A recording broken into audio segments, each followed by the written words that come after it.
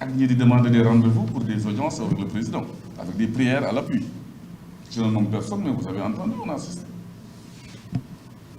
Voilà la raison pour laquelle je suis parti. Et quand j'ai entendu le président dire troisième mandat, si des dialogues le bloc, derrière le bloc, j'ai dit alhamdoulilah. Pourquoi je ne suis pas dans les commissions de Omobelik? Parce que je me fais des choses. Qui le code d'incon? Nga pare, mu war ko delloo. Mu nga koy wax ci njëkk nag ci njëkk de ma ne nag kii nga xam ne maag moom ñoo àndoon ci Macky 2012 musul tourné gisuma un pas derrière lui. Il a complètement changé. Et là, c'est une déception, hélas. Deuxième chose, moi, dès que comme jeter une pierre à ses anciens compagnons de Macky 2012, dont j'en fais partie, et Mimi Touré et d'autres. Il savait pertinemment, selon lui, ou nous savions pertinemment, selon lui, que si nous votions un référendum par le oui, il aurait droit à un troisième mandat à partir de 2024. Faux, archi faux.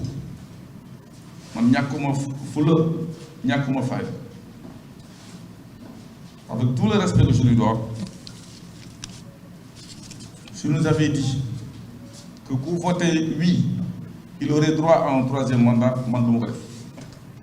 quel que puisse être le décret, vous me nommez. Une transition, nous avons dit collaborer ba fu ko neex ngay xool loolu laa dégg waaye def ci exception nag abal na may bët ne ma xoolal fii j'ai pas regardé et j'étais sous décret j'ai pas attendu d'être viré pour être un merngem. Il m'a limogé pour ça. Je ne lui en veux pas. Parce que sous une constitution, m'ont aidé non. Aux articles 44 et 45, je nomme qui je veux aux emplois civils et militaires, je dégomme qui je veux, et c'est discrétionnaire, sans motivation, sans préavis.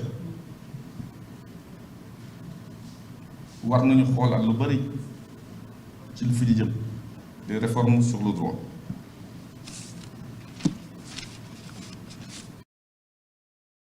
Mooy l'indépendance de la justice. Mais également l'histoire du troisième mandat. Permettez-moi, si je suis long, vous me coupez, mais je voudrais quand même parler de certaines choses.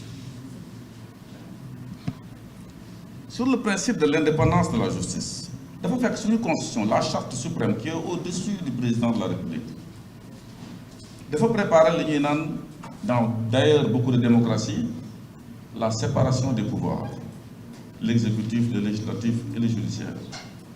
Et de grands penseurs ont dit qu'il faut avoir une séparation des pouvoirs, une démocratie. Est-ce que cette séparation elle est réelle? Voilà la question qu'il faut se poser en premier lieu. Les magistrats, leur indépendance. Moi, je ne fais pas partie de ceux qui vont dire que la justice est totalement mauvaise au Sénégal. Non. Ce n'est pas de la théorie. Pratique la langue. Je suis du métier. Quand j'ai quitté Dakar Dendik, on a voulu me mettre en examen.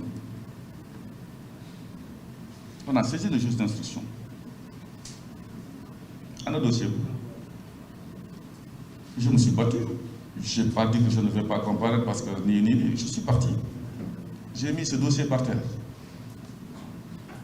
Juridiquement. Mes indemnités, c'est dans la poche. Je me suis battu. Des magistrats sénégalais, et derrière leur robe, il y a des êtres humains, ont décidé de me donner raison. Un magistrat a voulu également ternir mon image, parce qu'il m'a remplacé.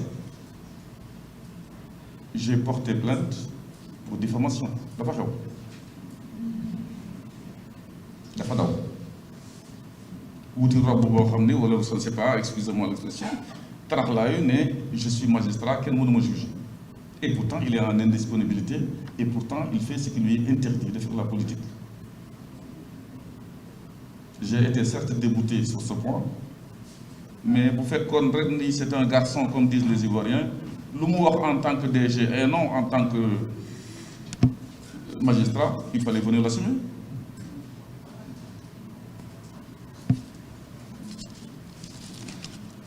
Loolu moo tax ma ni quelquefois aussi on remporte des procès, d'autres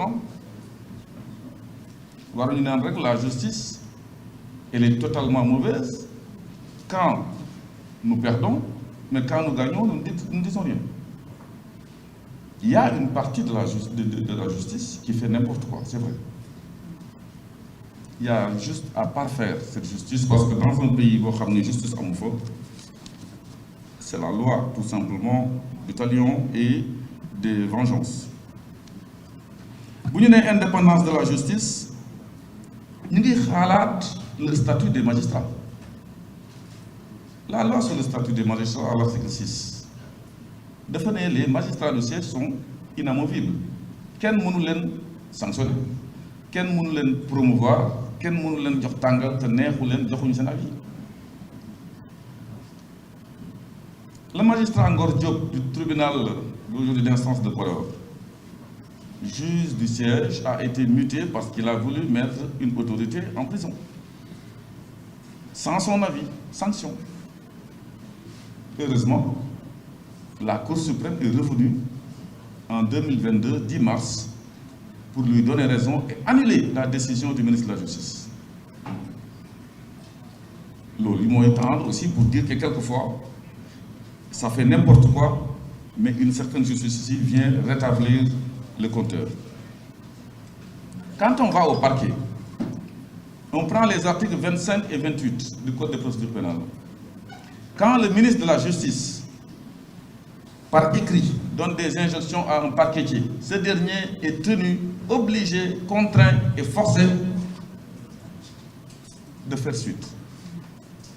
Et pourtant, en matière de parquet et de poursuite, pour ceux qui connaissent très bien le droit pénal, c'est l'opportunité des poursuites.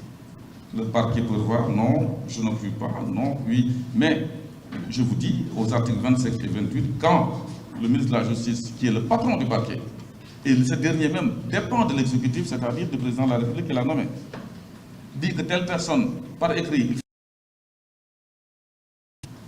et de faire un niveau grave lorsque la personne est en face de vous, n'est pas avec vous. En matière de deniers publics, Bougane,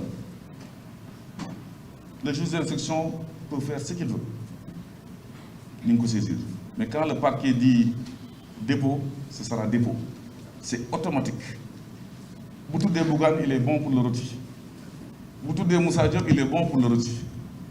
Boutou de Kenen Fing qui est en face, il est bon pour le rôti. Mais il faut donc moisir pendant un certain temps avant de dire bon, c'est une auditionné ou une LP. C'est une manière de toroxal. Quand quelqu'un écrit sur sa page, le président Macky Sall en 2012, on a dit pire. Le président Macky Sall a parlé de mercenaires en 2012, non. Le président Ouad démocrate ne l'a pas inquiété. Voilà un Diomaye qui dit quelque chose, on vient de le constater, c'est du flagrant délit. Pourquoi instruction? C'est une manière de le laisser là-bas moisir. C'est ça aussi des choses que nous dénoncer publiquement. Quand on dit aussi que des magistrats doivent être indépendants et impartiaux, on prend des magistrats, ils font la politique. Vous en avez la tonne et le quintal. Ces gens-là, ils sortiront. Réquisition directe. Parce qu'ils ne sont pas indépendants. Et pourtant, c'est ce que nous voyons dans ce pays-là, au Sénégal. Et voilà. Le Conseil constitutionnel, Bougane en a parlé. Il faut qu'on ait de commencer. C'est des réformes aussi à entreprendre. Les 7 sont nommés par le président de la République, par décret. dont 2 sur une liste de 4 donnée par le président de l'Assemblée nationale. Qui est le président de l'Assemblée nationale? C'est la bande à Bono. Donc, je trouve que, côté Bobo, si nous avons un conseil constitutionnel pour cette histoire de candidature, le résultat ne fera l'objet d'aucun doute. Enfin, sur le premier point, tous les Sénégalais sont-ils égaux devant la loi et devant le droit? C'est la justice à 2 vitesses. Moi, je suis à la 3e vitesse, mais je ne veux pas parler de la 3e vitesse aujourd'hui. Rien. Tu peux faire du blanchiment, on peut trouver des milliards sur de faux billets, mais tu es sous clim à Guédiawaye. Quand tu n'es pas avec eux, nous aujourd'hui, ce qui m'écoeure le plus, c'est qu'on voit des femmes sous bracelet électronique. Ça ressemble à du goré, quoi. L'esclavage. Uniquement, nous devons parfaire la démocratie. Mais il faut le dire. Sur l'histoire du 3e mandat,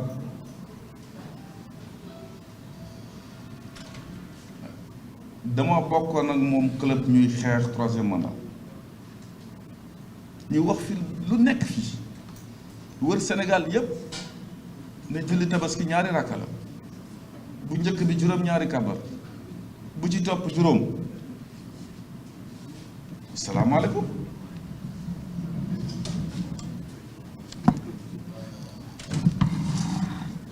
waaye imam bi neen day kabar par force Bédémout, un sorcier blanc qui sera mon dragon blanc de Panthéon Assas. Quand je sais que man bokutuma 2024 bokuma 7 plus 5 il faudra partir. Loy dem de consulter quelqu'un pour savoir ndax mën nga wala mëno ton El Hadji Mansour et Ismaïla Madior war na la doy répété nako ñetti yoon tay boko né répéter muy deug. Méfions-nous des intellectuels malhonnêtes.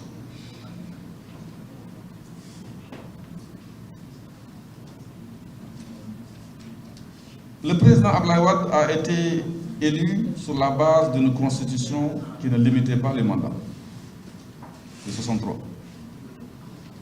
Bon, il y a des référendums. Le référendum a validé la constitution Boubès. Pas de réforme, Boubès, du 22 janvier 2001. Si vous tapez Internet, tapez partout, des petits journaux officiels, vous verrez que la Constitution du Sénégal est du 22 janvier 2001. Constitution où le président Abdoulaye Wade faire voter, il faut la limitation des mandats commencer. Nous avons nit ak ay noppam benn mandat nga mën a am en nombre renouvelable une fois. Lolu mo continuer ba ñu fekk ko fi en 2012 ñu xeex tax ne ku fi bëgg a def ñett sax du mën a am ay bakkan rot fi ay nit yi fi dee ndax 3e mandat waru fi amal. Ñu ñëw 2016 ñu introduire benn référendum. Référendum bi je pense que am na ku ko rappeler léegi ça concernait la durée du mandat. 7 ou 5. Ça ne concerne pas le nombre de mandats. 2. Dama ne imam bi lu laminam saf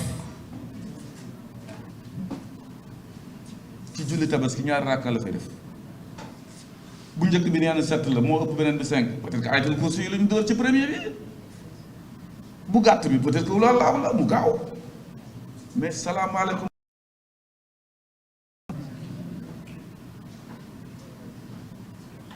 léegi nag ñun bu ñu ñëwee en 2012 fekk fi loolu 2016 laaluñu nombre de mandat durée bi la ñu laal nga taxaw ak le président l'ancien président du Burkina Faso. Ce dont il était question en 2016, ce n'est pas le nombre de mandats, c'est moins le nombre de mandats que la durée. Le nombre de mandats est réglé depuis longtemps. Et je mets les guillemets. gën a leer amul nga ñëw 31 décembre 2018 ñu laaj la nga ne 7 plus 5 il faudra partir dara gënu ko leer parce que kuy wut xamoo ji ko bu amee nga koy xam 31 décembre 2018 le président Macky Sall cherchait un deuxième mandat et dernier mandat mi ngiy wut mu dem gis suñu sëriñ Mbaye Sy de Tivaouane la xalif de Tivaouane xalif bi ne ko ñaar ngay wut wutoo ñett wutoo ñeent incha allah jaar bi di nga ko am maa ngi xaar ba mu delluwaat foofu ne ko damay wut beneen dinaa ne sëñ bi ci suuf laaj ko mu numéroté ko ñëw di naan beneen da ngay naan troisième la wala deuxième la wala quatrième la su boobaa daañu si xam dara mais boobu mu amee 1 an jour pour jour 31 décembre 2019 Babacar Fall de RFM laaj ko lu ma wax je ne sais plus ni oui ni non. Dans les pays comme les États-Unis ou des pays démocratiques c'est pas parce que yaa ngi sa deuxième mandat que boo waxee ne du ma présenter wala dinaa présenter personne ne travaille plus c'est parce que vous n'avez pas la poigne. Si vous avez la poigne les gens travailleront ku liggéeyul il est outside et on continue. C'était pas un argument valable et qui pouvait justifier cela. Et avant le référendum on n'a jamais entendu de quinquennat boobu ñu jàppee nag bi jaar seen référendum ngay dégg ñaan deuxième quinquennat. Pourquoi ils n'ont pas osé le dire avant qu'on ne vote? Ce n'est pas sérieux. Et quand on aime son pays war nga mu éviter également mu dugg ci yenn affaire yoo xam ni de tumulte de mort parce que l'exemple des autres pays doit nous édifier. Enfin, on entend par-ci et par-là et on s'attend. Je ne sais pas qui, moi je m'attends le 25 juin bi, comme 25, 26 ou 27, peu importe, le prochain discours. Je respecterai ma parole. Je ne ferai pas de troisième mandat. Je m'attends à ça, moi. Mais vu le désordre qu'il y a dans ce pays, dama bëgg tarxis pour me remettre de l'ordre dans le pays. Man rek ko mën, man kot kese dong rek. Bougane bu ñu la joxee nga xam ne mën nga ko redresser, tu remettras de l'ordre ici. Bu ñu joxee Abdourahmane mën na remettre de l'ordre ici. Puis les gens ont la poigne. Xam nañ fu ñuy teg, mais ils ne seront pas injustes.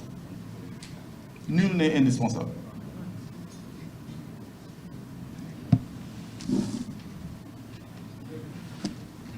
La première richesse du Sénégal, enfant, c'est ni le pétrole, ni le gaz, ni le zircon, ni machin et truc. C'est la paix, c'est la stabilité. Amul prix. Bu fekkee lu mu fi liggéey yëpp dafa bëgg mu yàqu comme ça parce qu'on a vu quand on voit les gens détruire comme ça le BRT ba xam ne parewul sax xam ne ils sont prêts à pire que ça. Sur la base juste d'une décision de justice rendue, d'accord, les gens ont fait n'importe quoi. Sur n'importe quoi boobu man je condamne les actes parce que jaru ko ñu taal université bi mais au vu de ce qui se passe war na xoolaat un peu qu'ils ne dirigent pas du bétail. C'est des gens réfléchis ay êtres humains boo leen di diriger jarul nga koy jàng ci benn université c'est pas des robots. Softness waxtaan ba jubóo naxante c'est ça. Surtout ci loo xam ne ndénkaane la. Le Niger rappelé nañ ko fii xam nañ ni après le pouvoir il y a une autre vie jox nañu exemple et pourtant nous sommes la vitrine démocratique de l'Afrique. Nga dem au Bénin, Yaya Boni est parti. Nga ñëw plus récemment au Nigeria, I am gonna see my cows and my sheep. Parce qu'il y a une vie après le pouvoir, d'aller s'occuper de ses moutons et de ses chèvres. Boire def na ko. Et quand le Sénégal tangue, c'est extrêmement dangereux. Extrêmement dangereux au point que les nervis maintenant, gis ngeen, Vous ne savez plus maintenant qui est nervi et qui est policier. Parce que la plupart d'entre les calots marrons sont dans la police. Comment on les arrête? Je ne fais peur à personne. Je dis, au Sénégal, quel mot mais quel là, nous allons gravement vers du Valier et des tontons Makout. S'il y a des forces occultes, le rôle d'un policier, Boudjar, c'est qu'un force occulte, donc il faut arrêter. Donc, il faut Moudjala avec une arme d'assaut. Cette fanfaronnade-là, je le renvoie à la fanfaronnade de la conférence des commissaires, le monde entier en a rigolé. C'est vrai, hein, Bougan, vous avez raison. Notre presse tremblote. Quelque part. Parce que dafa am fuñu jëm. Dafa am lo xamni ñu koy sentir. Ku nek nak comme disent les Ivoiriens, quand ça va mal, chacun attrape sa tête. Mais n'ayons pas peur. Politique ku koy def da ngay am courage. Ñu naan le courage politique. Il y a 15 jours, j'ai parlé de quelque chose ici, je l'ai sorti en direct. Def mako différé, def mako machin. C'est l'histoire de ces armes achetées. Vous êtes surpris que je sois encore là. Soxna si Ndiaye doo dem déposer, doo dem boo ko defoon moom mu doy waar. Ñu jël si la peut-être. On n'attaque pas à la légère. Ku la ëpp doole da nga koy ëpp xel. Ces choses-là, buñ ma ciy yëngal ma génneel leen leneen. Avec Amson, personne n'a mordu. C'est la vérité ce qui se passe. Moi, si j'avais peur qu'on me tire dans le dos à 21h ou à minuit parce que je rentre chez moi, je ne l'aurais pas dit. Sénégal jaral na ma ko. Maa ngi ñaan daal le 25 bu waxee ne defuma 3e mandat, je serai le premier à applaudir. J'en ai été victime uniquement en disant la vérité. C'est pour le Sénégal qu'on le fera. Maa ngi leen di gërëm di leen sant. Merci beaucoup, Maître Moussa Diop. Damay rappeler juste que comme dañu woote dialogue du peuple dañu am liste orateur bu xaw a diversifié te fii du dialogue bële ni ko maître waxee boo xam ne dañ naan jeex na kii du wax ñëpp ñu nekk fi dañu war a wax donc may ñaan rek ñu jël parole ñu xaw a tënk ndax lii lancement la léegi tout ce qui est technique mën na dugg ci atelier yi. Bu ñu ko mënee tënk lu ñu mën a wax en 2-3 minutes dina tax lii amoon ci dialogue bële dialogue paa yi du am suñu dialogue ñun.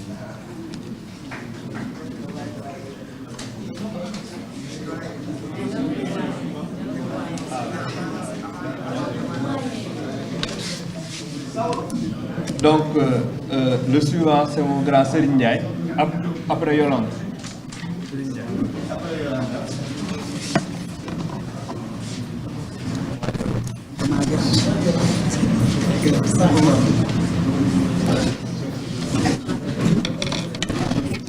Salaamaaleykum maa ngi leen di nuyu yéen ñëpp di leen ziar di nuyu wàlle ñëpp ñu ñuy suivre di njëkkee suñuy kàddu ci di jaale tout le peuple sénégalais ci ñi nga xam ne tey bàyyeeku nañ fi ci manifestation yi weesu di masawu ñi nga xam ne tey caabi féete na leen ginnaaw surtout famille wu détenu yi ndax ñëpp xam nañ ni képp koo xam ne jàpp nañ la balaa kenn di sonn say waa kër ak say am di jàmm ñoo njëkk sonn di masawu tamit ñi nga xam ne ay blessé dañu ci manifestation yooyu noonu le di leen ñaanal bon rétablissement daanaka dialogue du peuple lañu woote suñu sañoon dañ koy defee ci lieu ba nga xam ne ñëpp a ñuy wuyu si ñëpp a cay am accès waaye ndéem dañoo toll ci jamono joo xam ne waaw kumba am ndey ak kumba amul ndey ñëw ci cadre détenu politique yi soo leen seetloo dem nañ ba léegi poser question ci mën na la valoir détention ku ci mel kaw Fadilou